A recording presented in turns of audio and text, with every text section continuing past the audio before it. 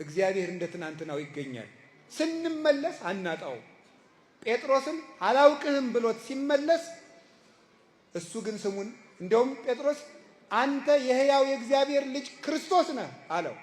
እኔ ማን ነኝ ሲል ጌታ አለና የዮሐንስ ወንጌል ምዕራፍ 18 ላይ ስትመጡ ቅዱስ ጴጥሮስ እንዳልታውቃላችሁ አንተም ከሱ ጋር ነበርክ ሲባል የምትሉትን ሰውዬ አላውቀውም ማለት ክርስቶስ ያለውን ማን አለው? ሰውዬ ረስቶት መከራ ክፉ ነው። ሰው ሲለወጥ ተመልከቱ። ሰው ሲለወጥ ቅዱስ ጴጥሮስ የትናንትናዋን ሲበርደው መድገም አቃተው። ሲበርደው እኮ ነው።